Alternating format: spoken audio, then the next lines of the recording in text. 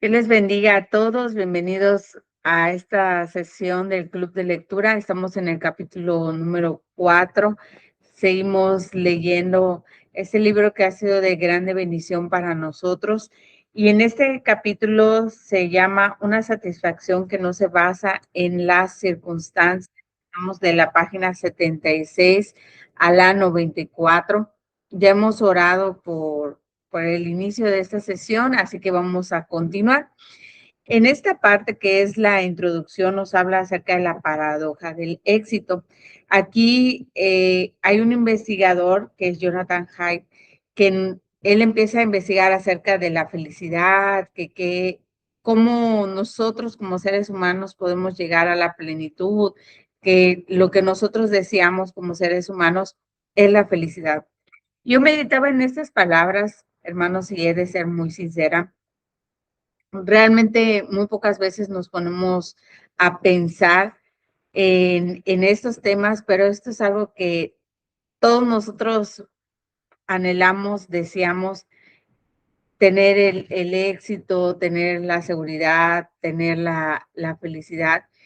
Y aquí mencionaba en Eclesiastés, donde nos dice el autor, aborrecí entonces la vida, volví a sentirme descorazonado de haberme afanado tanto.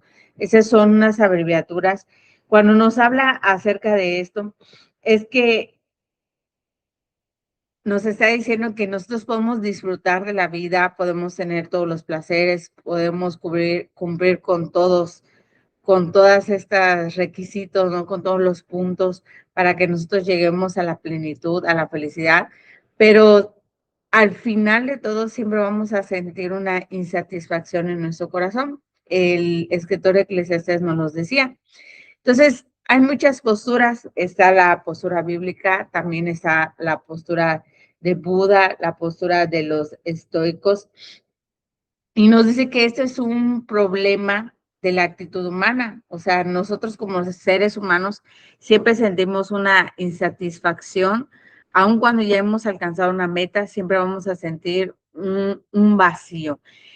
La hipótesis antigua del Buda y los estoicos es de que nosotros cambiemos esa actitud, no el mundo, que afrontemos las cosas como vengan y no deseemos cambiar lo que está sucediendo en nuestra vida, sino que lo aceptemos como es. El principio del desapego, no pretendas satisfacer tus deseos, más bien contrólalos para evitar el dolor. Entonces tenemos ese desapego hacia las cosas, hacia las personas, de decir, bueno, así es esto, y así lo voy a afrontar, así como viene, no voy a buscar algo más allá de. Y esto viene, hermanos, a preguntarnos o nosotros a tener esa duda de que qué tan infelices somos o cuál es nuestro nivel de satisfacción, porque siempre estamos buscando algo más. Otra vez donde comenzamos. En el avance material tenemos comunidad, riquezas y recursos exponencialmente mayores que nuestros antepasados. Bueno, acá nos decían que hemos avanzado mucho en la tecnología, hemos avanzado mucho en muchas cosas. Nosotros vemos nuestros transportes, nuestros medios de comunicación, pero en cuestión de felicidad, parece que ha habido un retroceso a lo que anteriormente había, ¿no? Con depresión y descontento profundo, pues es difícil. La palabra felicidad es débil, enmascara lo que realmente buscamos, alegría y realización profunda. Esa es una frase. Pese a nuestros esfuerzos modernos, estamos prácticamente donde comenzamos. Hacen un hincapié y es algo bastante curioso o interesante de meditar, donde hemos avanzado en tantos aspectos, pero una sociedad que está tan cómoda, que tenemos tantos recursos, que tenemos tanto conocimiento, que hay tantas facilidades, tantas oportunidades que antes no había, en vez de sentir una satisfacción mayor, una plenitud, una felicidad, lo que tenemos es mayor índices de depresión y también mucho suicidio. Entonces, estamos nuevamente donde hemos comenzado. seguimos, hermanos, las dimensiones de nuestro descontento, el efecto de la ilusión. Ahí se nos comenta que hay un efecto, por ejemplo, se maneja como una ilusión, ¿no? Número uno, el anhelo intenso, creer que un objetivo traerá plenitud. Nosotros nos ponemos una meta, vamos a hablar, por ejemplo, de cuando nos vamos a casar, ponemos una meta, no, pues es cuando yo me case voy a ser feliz, voy a alcanzar la plenitud, o cuando yo tenga hijos, cuando yo tenga ese trabajo, cuando yo termine la carrera, siempre tenemos como un estándar o una meta. El logro, alcanzar el sueño, destruye la ilusión. Una vez que ya tú alcanzaste ese sueño, se destruye esa ilusión. La satisfacción fugaz, brotes rápidos de placer que se desvanecen. Me gusta como lo dice el autor, porque dice que tratamos de retener.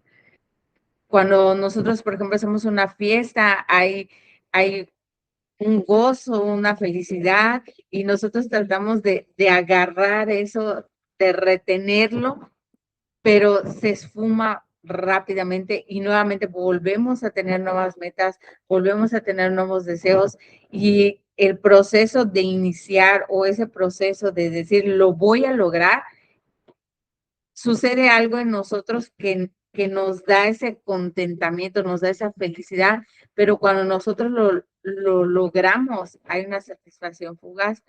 La pregunta, ¿eso es todo lo que hay? Y está muy interesante porque ahí ponen a una autora, Peggy Lee, que es una autora que escribió una canción que habla acerca de eso, de qué es todo lo que hay. Y cuando nosotros vemos esto, me gustó mucho, les voy a leer más o menos una parte de esto. Y nos habla de esta mujer. Esta canción se basa también en una novela.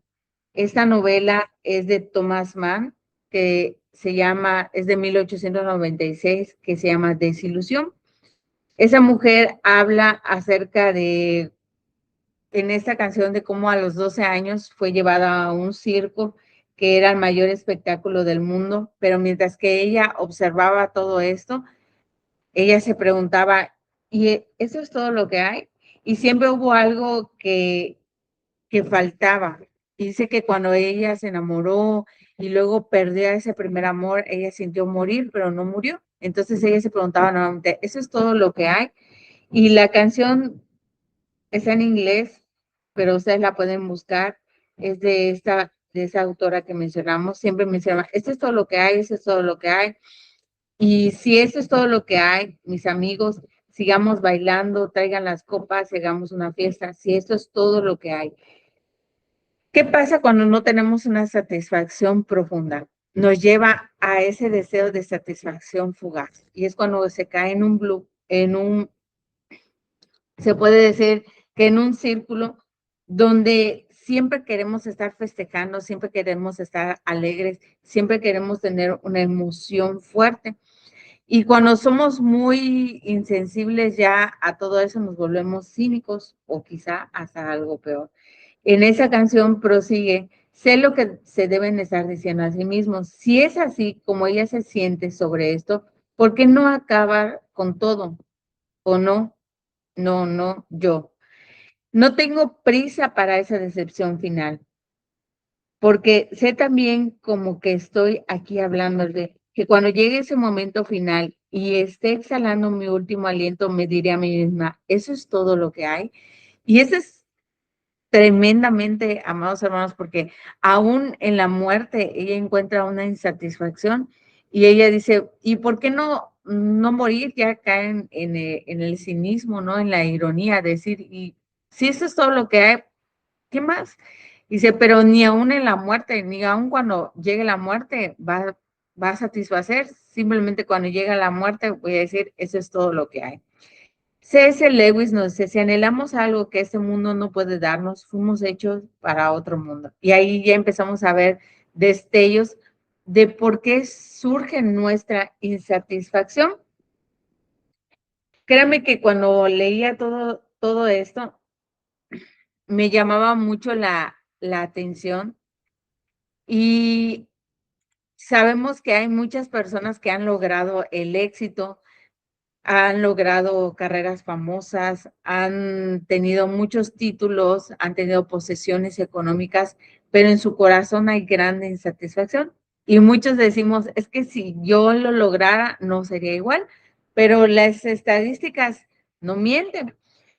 Hay una columnista, Cynthia Heyman, que hablaba acerca de la experiencia que tuvo con amigos cercanos, con personas cercanas, de que llegaron desde el anonimato hasta el éxito de sus carreras como famosos, actores, músicos, pero siempre había una profunda tristeza, una soledad, y esas personas en su mayoría se volvieron quejumbrosos e insufribles. Ella decía una frase que se las voy a compartir y dice, si Dios realmente quiere jugarnos una horrible broma pesada, nos concede nuestros más profundos deseos y luego se ríe alegremente cuando comenzamos a darnos cuenta que queremos suicidarnos. Entonces, lo dice de una manera irónica. Quizá muchas de las personas que deseaban tener todos esos sueños, todas esas realizaciones, ponían a su carrera profesional, el éxito económico. Cuando lo alcanzaron, sintieron, como dice esa, la dimensión de nuestro descontento, dice, sintieron esa desilusión nuevamente porque ya lo han alcanzado, pero no tienen la satisfacción que ellos esperaban, no tienen la felicidad ni el contentamiento que ellos deseaban. Entonces, hay otro que es Ibsen, que habla acerca, que también está en el punto número 2, que es del logro.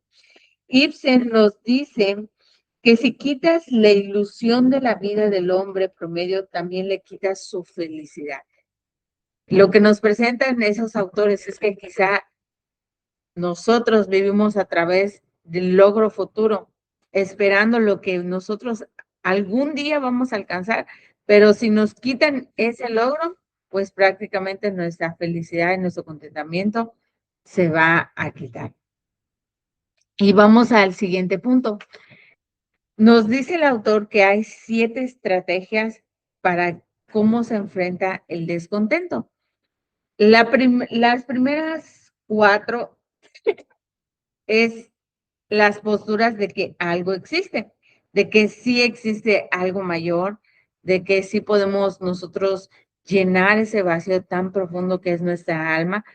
Y son las primeras 4, las vamos a ver, que es el joven. Si consigo tal cosa, seré feliz. Y todos aquellos que somos adultos, creo que nos hemos topado con esa realidad de que cuando tú eres joven, quieres o deseas alcanzar muchísimas situaciones y la mayoría de los adultos entran a esta etapa, ¿no? Tienen una esperanza ciega en las distracciones, en el trabajo, en la familia, en la carrera profesional, en las oportunidades laborales, en si me voy a casar, si voy a tener un matrimonio. Entonces, el joven entra con esa misión, con ese deseo. Si consigo tal cosa, seré feliz. Si logro ese ascenso, voy a ser feliz. Y está también la segunda estrategia, que es el resentido. Alguien me impide conseguir. En este caso, pues ya la persona ya está con ese dolor de que no pudo satisfacer su necesidad a través de lo que él podía conseguir, entonces entra el resentimiento, culpa a otros de sus obstáculos. Eh, Tal cosa no me permitió a mí, no sé, el ascenso que yo deseaba. Tal persona me estorbó en mi crecimiento personal, la tal situación en la iglesia me impidió a mí trabajar de mejor manera. Siempre hay algún culpable de que él no se sienta satisfecho, no se sienta feliz con lo que ha logrado. Luego está el resuelto. Tengo tal cosa, pero necesito el siguiente nivel.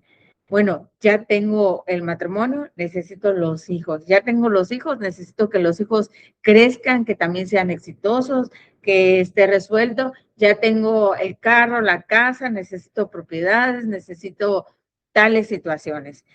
Y esto nos habla de un término que ellos le mencionan como la caminadora hedonista. O sea, que tú sigues caminando, caminando, caminando, no avanzas, porque no importa lo que tú tengas, no importa cuántos bienes materiales, cuántos bienes económicos, no importa, porque nuestra satisfacción, nosotros como cristianos sabemos que no viene de ahí. Entonces lo asemeja a una persona que está como en una caminadora, no avanza, pero su agotamiento es crónico, porque siempre quiere más, más, más, más, más, más, más, porque va en búsqueda de eso para su realización personal, para su satisfacción, para su felicidad. Y el cuarto es el desesperanzado.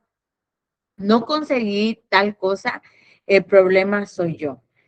Todos hemos encontrado en esta situación. Y aquí nos hablaban de un ejemplo muy claro de que de repente estás en la ducha o estás ya por dormirte y empiezas a hacer una recapitulación de tu vida personal y empiezas a darte cuenta que quizá no estás en el lugar donde te gustaría o desearías estar. Y todo esto, ¿por qué? Por diversas situaciones, circunstancias, pero también decisiones personales que te han llevado hasta ese punto.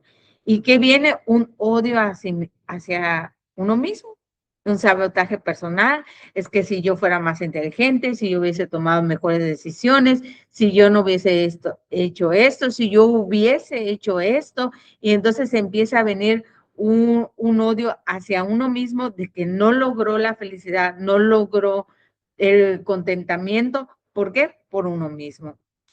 Estas son las 4 estrategias de las personas que creen que hay algo más, pero también vamos a ver 3 estrategias de cuando las personas dicen, eso algo más que nosotros sentimos en el alma, en lo más profundo de nuestro ser, no existe. No hay algo más que pueda satisfacernos ni llenarnos. Y aquí vemos el altruista. La felicidad es servir a otros. El riesgo, ya nos lo decía Nietzsche, egoísmo encubierto, superioridad moral y paternalismo.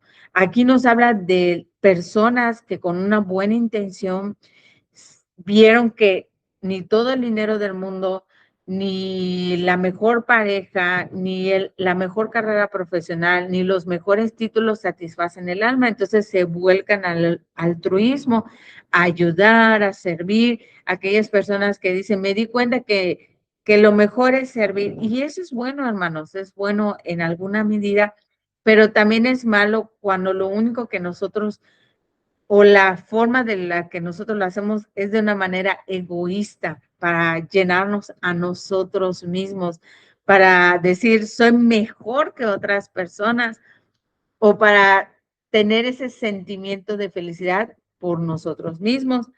Y eso es lo que nos decía, te puede decir que de manera, no sé, um, contradictoria, en vez de ayudar a otras personas, que sí se hace esa ayuda, pero la intención es algo egoísta, es para llenarnos a nosotros mismos. Y está también el sexto, que es el cinismo. Nadie es feliz. Ya cuando uno cae en estas partes es peligroso porque hay un riesgo. Heidegger nos dice deshumanización, arrogancia y hay un endurecimiento del corazón, porque nosotros, y lo decía el autor, lo que nos diferencia de los animales es que nosotros buscamos nuestro bien, nuestra felicidad, nuestro contentamiento. Y cuando nosotros caemos en ese cinismo, pues ya no nos importa el dolor humano ni nuestro propio dolor. Ya es como que nadie es feliz, así es esto, ya madura, ¿no? Pero eso qué pasa, también viene un endurecimiento en el corazón, un dolor, ya como que nada nos puede afectar. Y seguimos con el último, que es el desapego. No ames demasiado para que no duela. Y esto creo que últimamente ha sucedido mucho y lo veo muy reflejado en las redes sociales de todos. Por ejemplo, cuando, no, pues si el, como dice, hay una frase muy famosa, si me ayudan por allá, pero creo que es así, que dicen, el árbol familiar también se poda, como decir, ese desapego, no, no vamos a tener esa cercanía, no vamos a tener ni con las personas. Si alguna persona no te está ayudando con tu realización personal, déjala, no importa si es tu pareja, si no importa si es tus padres, tus hijos, se ve ese desapego, ¿no? También a la maternidad, a la paternidad, porque no te está ayudando a cumplir tus objetivos. Y nos decía que acá hay un riesgo, Epicteto. Debilita la satisfacción, el desapego radical, mata a la humanidad, porque también nosotros tenemos ese deseo de amar, pero también de ser amados. Y nosotros no podemos decir, bueno, como suceda, va a pasar, tiene que ser de esa manera, desapégate, no ames demasiado, no ames a las personas. ¿Por qué? Porque en cualquier momento te van a fallar y vas a sentir ese dolor. Entonces, estas son las tres estrategias que las personas utilizan para que enfrentar esta falta de contentamiento, esta falta que muchos hemos pasado. Llegamos a un callejón sin salida. Las 7 estrategias exigen que nos deshumanicemos, apagando el deseo o que vivamos en negación persiguiendo ilusiones. Endurecer el corazón daña nuestra humanidad. Mantener falsas esperanzas nos llevan a la autodestrucción. Todas las estrategias seculares colapsan sobre sí mismas. Hemos visto cómo 7 formas de cómo afrontar el descontento, pero cada una de ellas, pues, tiene un punto blanco, no puede proseguir en el. Continuamos con el tema, la explicación de nuestro descontento.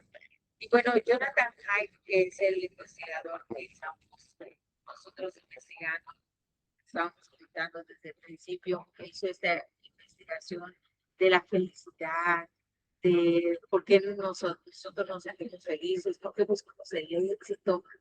Y él proponía una teoría evolutiva. El concepto, el principio del progreso, la insatisfacción es una química cerebral para la supervivencia. A largo plazo, la desilusión constante no impulsa, sino que socava la iniciativa y lleva a la logramiento. Bueno, Jonathan Haidt hacía esa propuesta, que es una teoría evolutiva que él tiene, que decía que nosotros como seres humanos, para mantenernos de alguna manera constantes, siempre tenemos una meta, un deseo o un anhelo que queremos llegar, porque es un impulso para nosotros. Cuando nosotros llegamos a esa meta, tenemos una nueva meta. Cuando llegamos a esa meta, tenemos una nueva meta. Pero la reputación es que a largo plazo, pues la desilusión constante no impulsa, sino que al contrario puede simplemente anular nuestra iniciativa y también llevarnos al agotamiento porque nunca vamos a parar y siempre vamos a tener esa insatisfacción. Hay un gran escritor cristiano, Agustín, y esta es la teoría agustina. Y ese es el concepto, los amores desordenados. El problema no es la falta de amor, sino en el orden en que amamos.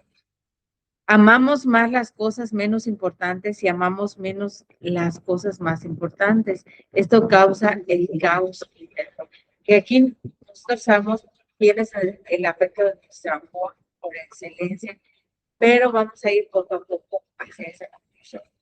Nos hablaba de que muchas veces nosotros decimos, no, es que amamos a nuestros padres, pero dedicamos más tiempo en el trabajo, en el ocio, en otras situaciones que nos alejan a ese amor de padres. Decimos nosotros, amamos a nuestros hijos, amamos a nuestros seres queridos, pero en la realidad amamos más el trabajo, amamos más el éxito, amamos más nuestra realización personal.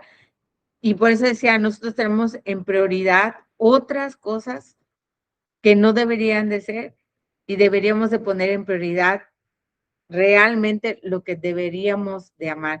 Y esto es lo que nos causa desilusión. No es la falta de amor, sino el orden. La infinidad de nuestro descontento. Ya vamos a lo último de todo ello y es la infinidad de nuestro descontento. Fuimos creados a imagen de un Dios infinito, experimentar un gozo. El pecado invirtió el orden, fijó nuestro amor en la creación, en el lugar del creador. Amados hermanos y personas que nos lleguen a escuchar, nosotros tenemos esa insatisfacción tan grande porque no fuimos creados para este mundo. Hay algo más grande, hay algo mayor. Y como decía C.S. Lewis, si tenemos esta insatisfacción, si hay algo en esta tierra que no se puede llenar, es porque no se encuentra aquí, sino que hay algo mayor y es en la eternidad. Aquí tenemos destellos de su gloria, tenemos su satisfacción, su gozo, su paz a través de su amor, a través de su salvación.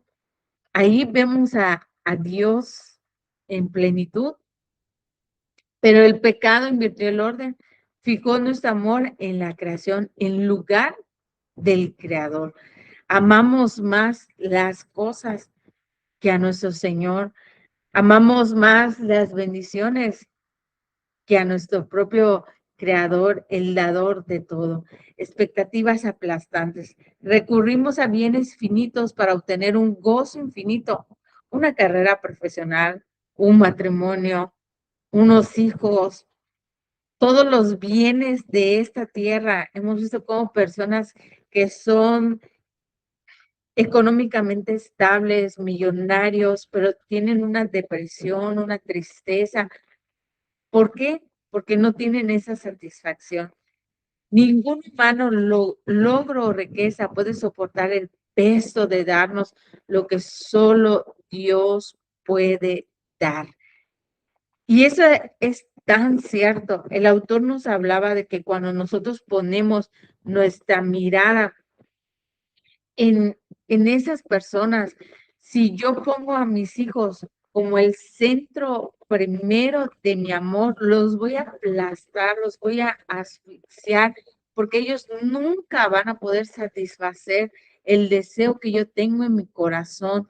Y cuando ellos me fallen, va a ser desilusionante para mí, va a ser un dolor tan grande del cual no me voy a poder reponer porque es mi Dios, ellos son mi Dios, ellos son lo primero que yo puse, son mi primer lugar. Y cuando todo eso falle, porque van a fallar, porque son seres humanos, va a ser aplastante para mí. ¿Y cuánto no hemos visto esto en el trabajo? Personas que se vuelcan en el trabajo, aún en el propio ministerio, nos volcamos en trabajar, pero no está nuestro primer amor en el Señor, sino está en lo que podemos hacer para Él. Y cuando nos volcamos en todas esas cosas, en títulos, en posesiones, y cuando todo eso falla, sentimos el dolor aplastante, porque eso no podía soportar el peso que le estábamos poniendo, porque es algo finito, es algo natural. De hecho, Agustín hablaba acerca de ello, porque él puso todo su amor. Él habla de una experiencia con uno de sus amigos donde él puso toda su confianza, todo su amor en uno de sus amigos y cuando él murió, su amigo, él sintió morir. ¿Cuántas personas no han enfrentado el duelo? Y cuando una persona muere, muy difícilmente salen adelante porque el primer amor, su todo, era para aquella persona que ya no está. Y no podemos hacer esto porque ese peso no lo puede cargar algo humano ni algo creado. Ese peso solamente lo puede cargar el Señor. Todo nuestro amor, nuestro primer amor, todo debe ir hacia Dios, porque es aquel que puede soportar esto, aquel que nunca nos va a fallar, que nunca nos va a dejar solos, aquel que siempre va a estar con nosotros, es solamente el Señor. Y continuamos la curación de nuestro descontento, reordenando los amores.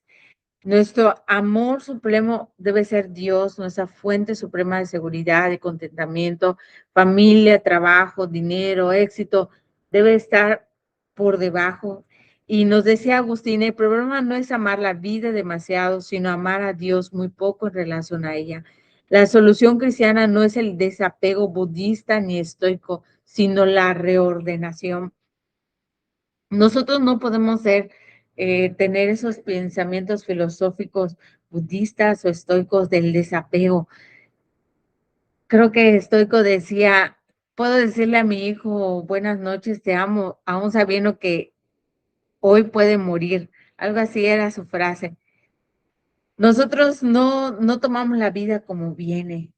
Nosotros vemos al Creador, deseamos reflejar su gloria, pero tampoco nos conformamos con el desapego, en decir, no puedo amar nada, no puedo amar a nadie, sino que amamos primeramente a Dios y todo lo demás fluye. Primero está el Señor, está Dios en nuestra vida, lo reflejamos a través de nuestras acciones y después viene el amor por nuestra familia, viene también la pasión, el deseo de trabajar, quizá de realizar la realización personal, pero siempre en primer lugar está el Señor. Cuando nos habla de la curación de nuestro descontento, es entender que también nosotros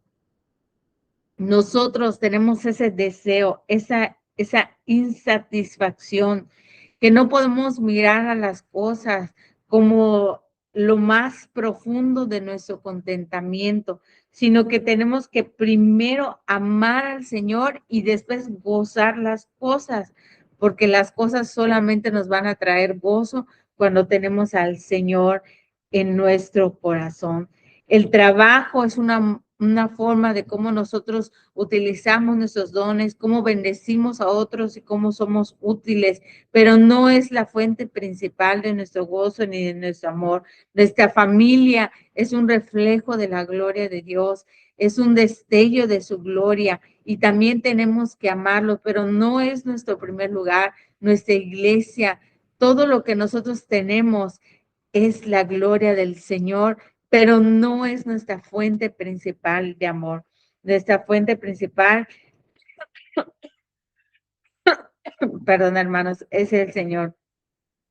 El apego a Dios amplifica y profundiza el gozo del mundo, no lo hace menguar. Nosotros no decimos, no necesito nada, necesitamos las cosas, necesitamos lo económico, pero cuando nosotros estamos en Dios, amplificamos ese gozo. Primero está Dios y luego todo lo demás. La curación de nuestro descontento, disfrutar sin idolatrar.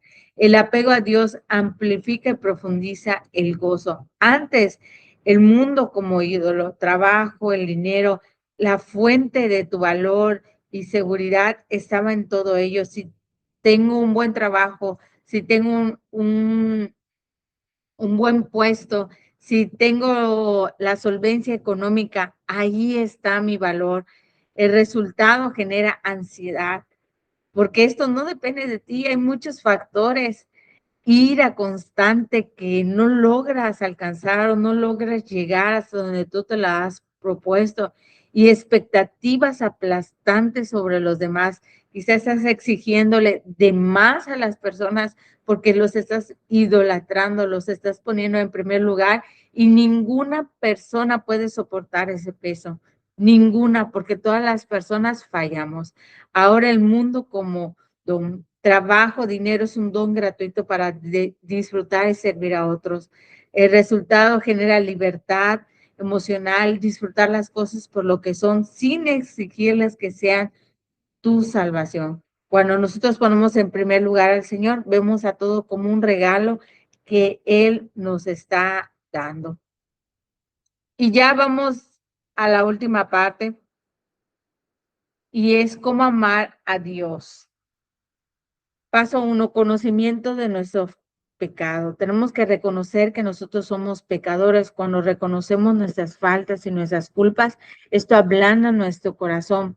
Ver cómo hemos ofendido al amor supremo con nuestra idolatría nos acerca a Él con humildad, quebrantando el orgullo. Tenemos que reconocer que somos pecadores y que nosotros le hemos alejado con nuestra superioridad, con lo que nosotros creemos, con lo que nosotros deseamos, y tenemos que ser humildes a reconocerlo. Eso es cómo acercarnos a Dios, cómo amarlo. Y número 2, conocimiento de su gracia. Ese efecto inflama el corazón. Dios mismo asume y paga nuestra deuda. El Hijo de Dios muere en nuestro lugar, como dice en San Juan 3:16, porque de tal manera amó Dios al mundo. Él nos amó, aunque nosotros no lo merecíamos y aunque nosotros no le amábamos, Él nos amó. Ver ese sacrificio transforma el deber en amor apasionado. El autor nos hace una invitación para nosotros conocer al Señor, acercarnos a Él, porque nos decía, nosotros no podemos amar a quien no conocemos. Y nos daba un ejemplo de un hijo a cual sus padres amaron demasiado y le dieron todo, y que este hijo le dieron estudio, le dieron educación, y en las Navidades solamente enviaba una tarjeta. Dice, eso no es amor de parte del hijo, es solamente como una manera muy floja de un agradecimiento. Pero es un hijo que ama, está cercano, le interesa lo que está sucediendo con sus padres, qué están haciendo.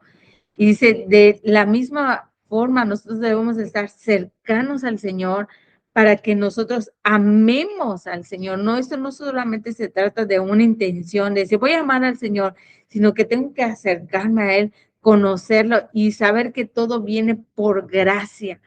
No hay algo que yo pueda hacer, no hay nada que yo pueda hacer para conseguir esa salvación. Es por su gracia, Él nos los dio gratuitamente. Y eso es tan maravilloso, la verdad. Un Dios que es indefinido, un Dios abstracto, nunca cambiará tu corazón. Si tú no lo conoces, si solamente lo ves de lejos, de manera abstracta, no habrá un cambio en tu corazón. Solo un Dios que sufrió y murió por ti puede apartarte de los apeos desordenados. Y quiero terminar con esta frase: ¿a quién tengo yo en los cielos sino a ti? Y fuera de ti nada deseo en la tierra. Que esta sea nuestra oración, amados hermanos. La verdad, a mí me fascinan mucho esos temas que hablan acerca de ese profundo deseo que nosotros tenemos del Señor. No importa quiénes seamos nosotros, no importa si no le conocemos, hay algo genuino en nuestros corazones que le deseamos, que le anhelamos, que tenemos una insatisfacción en nuestras almas, como decía César Luis, que no se puede satisfacer en esta tierra, que es algo más grande. Y por eso en esta mañana yo les invito a que cada uno de nosotros se acerquen con corazón sincero y reordenemos nuestro amor. Si hemos amado algo más que a Dios, le digamos, Señor, en esta hora deseo de todo corazón darte el primer lugar a ti. Deseo que tú seas mi primer lugar. Y como decía Asaf en ese salmo, en el Salmo 73, ¿a quién tengo yo en los cielos sino a ti? Y fuera de ti nada deseo en la tierra. Que no vivamos como creen muchos investigadores, de deseo en deseo, de logro en logro, de meta en meta, buscando y queriendo atrapar esa satisfacción personal, cuando no hay nada en esta tierra que pueda llenar nuestro corazón. Solamente lo que puede llenar nuestro corazón es el Señor, es la presencia de Dios, es todo lo que puede llenarnos y es todo lo que puede darnos una satisfacción absoluta. ni trabajo, ni dinero, ni un matrimonio, ni la persona perfecta, ni hijos perfectos van a llenar ese vacío de nuestro corazón, sino solamente nuestro Creador y Dios. Vamos a orar ahí donde tú te encuentras. Inclina tu rostro y vamos a hacer una oración. Señor, gracias por lo que en esta mañana hemos aprendido. Gracias porque a través de aquellos hombres tú nos ilustras para llegar a tu verdad. Sobre todo, tu palabra es verdad. Creemos lo que tú nos has dicho. Tú nos amas, Señor, y nuestro mayor amor, nuestro mayor deseo debe ser tú en todo momento. Ayúdanos a reordenar que quizá hemos amado algo más que a ti. En esta mañana venimos con ese corazón humilde, reconociendo que hemos fallado. Te pedimos que tú reordenes nuestro amor, ese deseo, Señor, de amarte, que sea algo avivado, algo que no se pueda apagar, que sobre todas las cosas, que no caigamos en ninguna estrategia de la ira, de todas esas situaciones, aún de odio personal o de todas las situaciones, no caigamos en ninguna de esas estrategias, sino que nosotros reconozcamos que tú eres nuestra única fuente de contentamiento, de felicidad y de alegría. Solamente tú, Señor. Y fuera de ti, nada deseamos. Gracias, Señor, por esta mañana en la cual tú nos has hablado y nos has bendecido. Gracias, Señor Jesús. Amén y amén. Que el Señor les bendiga a todos los que están conectados. Me gustaría que alguien me dé o me comparta alguno de los puntos que más le han llamado la atención, algo que diga, este punto fue el que más me cautivó, algo que me llamó mucho la atención o que me pareció interesante, o yo había caído en esto, yo había caído en aquello, pero me doy cuenta que no es lo correcto. Pueden abrir, pueden levantar sus manos, abrir sus micrófonos. Me gustaría saber, me gustaría que ustedes nos compartan cómo les ha bendecido ese capítulo en esta mañana. Vamos a dejar unos breves, o si tienen alguna pregunta, también se puede hacer. Dejamos unos breves minutos para su participación. Pueden levantar su mano y abrir el micrófono.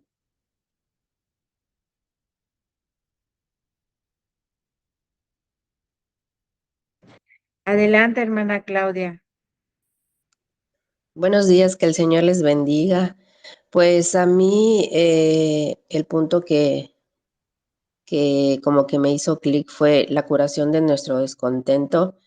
En la última parte donde hablaba sobre que si nosotros poníamos nuestro amor en las cosas, en personas, y por ejemplo cuando contaba este autor que se murió su amigo, y entonces ahí cuando nosotros nos apegamos a esas cosas que son pasajeras, que son, o sea, que pertenecen al mundo, ¿no? Y recordaba un corito que siempre cantamos y que a veces no ponemos como mucha atención, ¿no? El gozo que siento yo, el mundo no me lo dio y como no me lo dio, no me lo puede quitar. Entonces, cuando ponemos realmente nuestro gozo, lo tenemos en el Señor, nadie nos lo va a quitar.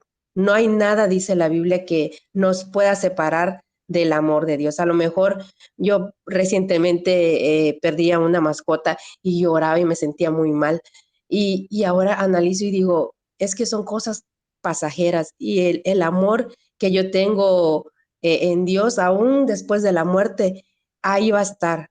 No es como el amor que le tengo a lo mejor a mi mascota que ya ahora ya no está, ya no tengo cómo dárselo porque ya no está, pero el amor de Dios siempre va a permanecer. Amén, muchas gracias. Gracias, Claudia. Si alguien más quiere hablar, decía mi maestro que tuvimos una clase de psicología evolutiva, me parece, que solamente hay tres cosas seguras en la vida: dolor, muerte y sufrimiento. Y cuando nosotros enfrentamos estas tres cosas, lo único que nos queda es la presencia de Dios. Y realmente muy pocas personas salen de un duelo cuando es una persona muy cercana a nosotros, porque hemos depositado en ellos esperanzas futuras.